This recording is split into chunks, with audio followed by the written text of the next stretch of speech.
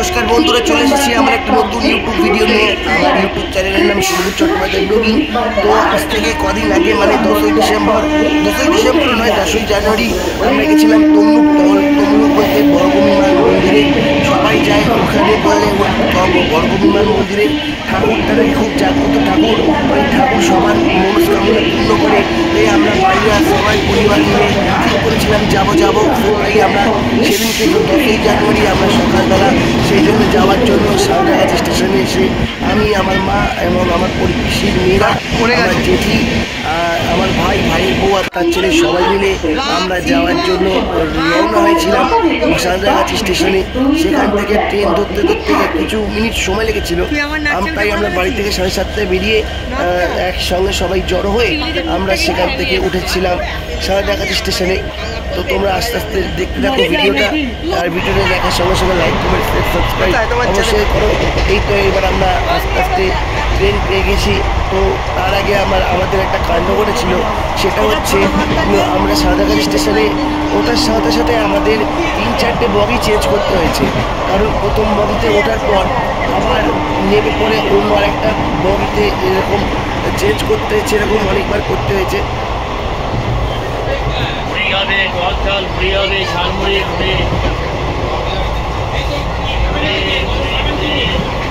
আমরা জেনারেল কামরাতে ওঠার আমাদের কথা ছিল, কিন্তু আমরা অন্য কামরায় উঠে পড়ছি। সেই জন্য আমাদের 2 থেকে 3 বার আমাদের জায়গা চেঞ্জ করতে হয়েছে। অনেক মানে জীবনে এরকম ঘটনা আমাদের সাথে ঘটলো। এরকম ঘটনা অনেকের সাথেই ঘটে, তোমাদের সাথেও অবশ্য ঘটেছে যে তোমরা এক কামরাতে উঠতে গিয়ে আরেক কামরাতে ভুল করে উঠে পড়েছিলে। তোমরা যারা বর্গভীমান মন্দির তমলুকে গেছে, যাকে এবার আমরা আস্তে আস্তে যাব। এই হচ্ছে আমার পিসির বড় মেয়ে, এর নাম হচ্ছে রিয়া ঘোষাল। এই হচ্ছে আমার মা। আমরা সবাই একসঙ্গে যাতায়াত করছি। আর এই আমার পাশে বসে আছে আমার আরেক দিদি, পিসির ছোট মেয়ে। আমাদের যেতে 1.5 ঘন্টা সময় লেগে গেছিল। 1 থেকে 1.5 ঘন্টা তো সময় লাগবেই ট্রেনে করে যেতে। তোমরা যারা বর্গভীমান মন্দিরে গেছো তারা এই অভিজ্ঞতাটা সম্মুখীন হয়েছ নিশ্চয়ই। আমার অনেক সময় ট্রেন লেট করলে হয়তো 1.5 ঘন্টার একটু বেশি সময় লেগে যায়। যাকে বেশি কথা বলবো না। তো আমরা নেমে পড়েছি তমলুকে। এবার সেখান থেকে আমরা টোটো ধরবো, টোটো করে আমরা বর্গভীমান মন্দিরে পৌঁছাবো। তোমরা আস্তে আস্তে দেখতে থাকো। এই আমরা তমলুকে এসে পৌঁছেছি। কিছুটা হেঁটে এবার আমরা টোটো করে যাব বর্গভীমান মন্দিরে। এখানে অনেক মানুষজন আসে নিজের মনস্কামনা কথা বলার জন্য, যাতে তাদের সবকিছু ভালো হয়। আমরা সেখানে এবার পৌঁছাচ্ছি।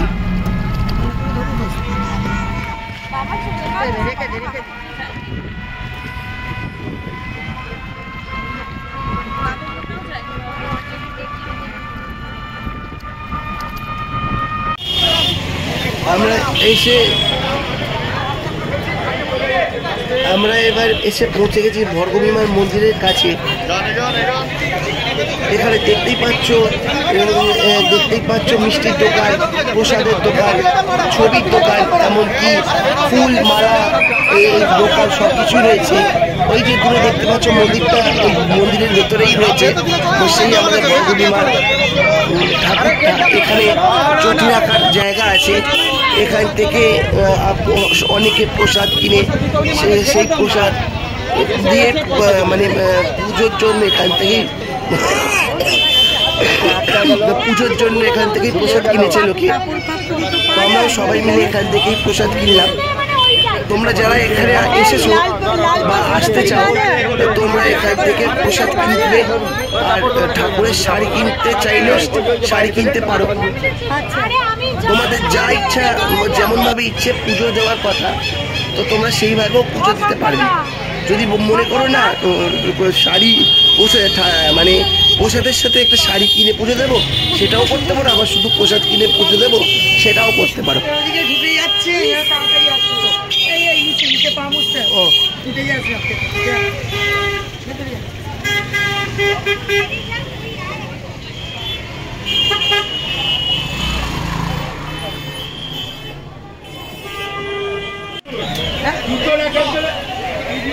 এখানে দেখো খুব সুন্দর সুন্দর এ আছে, প্রসাদের ডালি আছে, এমনকি ঠাকুরের মূর্তি টুর্তিও আছে, দেখতে পাচ্ছি অনেক রকমের ছবি আছে, সেই সবও এখান থেকে কিনতে পাওয়া যায়। আমি এই ভিডিওটা তুলেছি।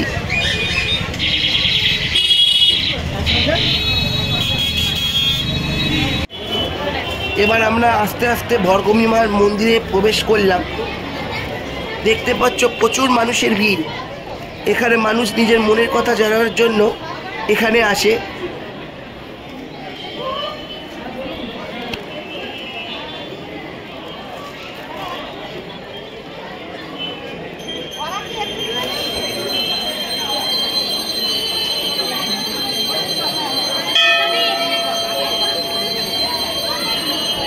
দেখতে পাচ্ছ প্রচুর মানুষের লাইন। এই হচ্ছে সেই ভরগমিমার মন্দিরের এই একটা গাছ দেখতে পাচ্ছ, যেখানে মানুষ ঢিল বেঁধে নিজের মনস্কামনার কথা পূরণ করার কথা বলে। মানে মনস্কামনা পূরণ করে একটা ঢিল বাঁধে, আবার অন্য একটা ঢিল খুলেও নিতে হয়। তো এখানকার মানুষ যখন এখানে আসে তখন এরকমই করে। সেই দিনটা ছিল শনিবার, আমার মনে হয় সেই দিনটা শনিবারই ছিল।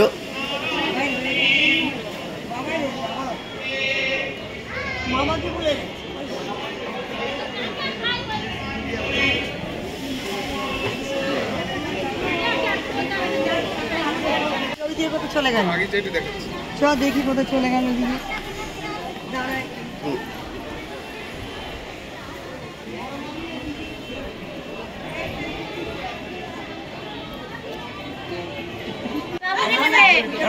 এখানে দেখতেই পাচ্ছ অনেক রকমের ছবি কিনতে পাওয়া যায়। তোমরা যে যার পছন্দ মতো এখান থেকে ঠাকুরের ছবি, মূর্তি, যেটা খুশি কিনতে পারো।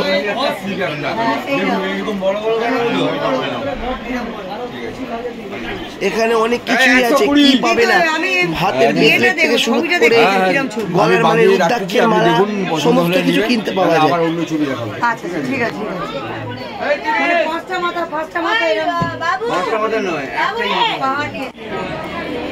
এই দেখো, এটা হচ্ছে লোকের কাজ হয়ে যাচ্ছে, মানে ঠাকুরেরই একটা জিনিস। তো এখান থেকে মানুষ সিঁদুর ফেলে সেখান থেকে কিছুটা সিঁদুর আবার তুলে নেয়, টিপ হিসেবে পড়ে। এটাই হচ্ছে এখানকার নিয়ম। আর এটা হচ্ছে দেখো, দেখতে পাচ্ছ ভরগমিমার ঠাকুর। এই ঠাকুরকে মনে মনে তোমার নিজের ইচ্ছে পূরণের কথা বললে ভগবান তোমাদের ইচ্ছে পূরণ করে দেয়, মানে আর কি আশীর্বাদ করে। হয়তো তোমরা কোনো বিপদে পড়েছো, কোনো সমস্যায় পড়েছো, ভগবানকে এই মনে মনে জানালে যে আমার এরকম সমস্যাটাকে সমাধান করে দাও, দেখবে ভগবান তোমাদের পাশে থাকবে।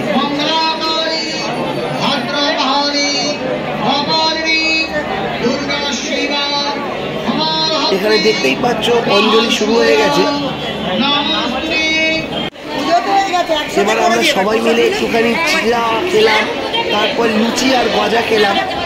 জেঠির এক বন্ধু তার বাড়ি থেকে গজা এনেছিল আর লুচি এনেছিল, আমরা সেটাই টিফিন করলাম। মানদের পুজো তো ওখানে পাঠিয়ে জল দিতে হবে, আর অনেকে পারে না, তারা নিয়ে যায়। হ্যাঁ, ওরই আমার দেখা তো ওরই না মানব, ওরই মানব পূর্ণ হয়। 260 টাকা দিবে ম্যাডাম, 10 টাকা আমাকে দিন না, 10 টাকা।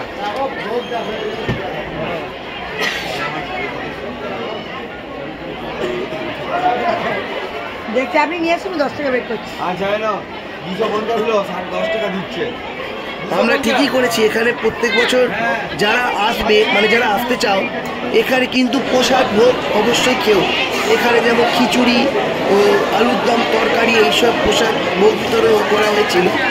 সকালে যারা পুজো দিতে আসবে তারা কিন্তু ভোগ গ্রহণ করতে একদমই ভুলো না, ভোগ খেয়ে যেও। এখানে 1টা থেকে দুপুরবেলা 1টা থেকে ভোগ দেওয়া স্টার্ট হয়।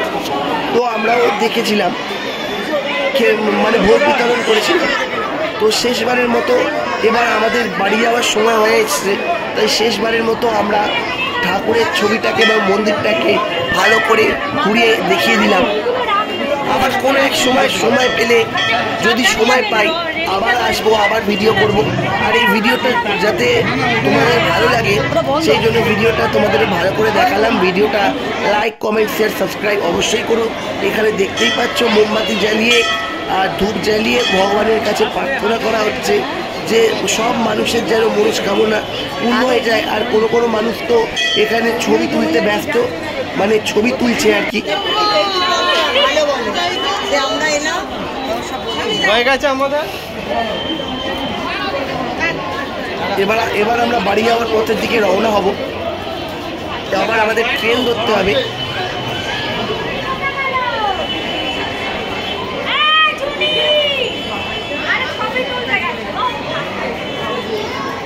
তবে এখানে এসে খুব ভালো লেগেছে। তোমরা যারা আসতে চাও তাহলে তোমরা তোমাদের হাতে সময় সুযোগ নিয়ে আর এসো।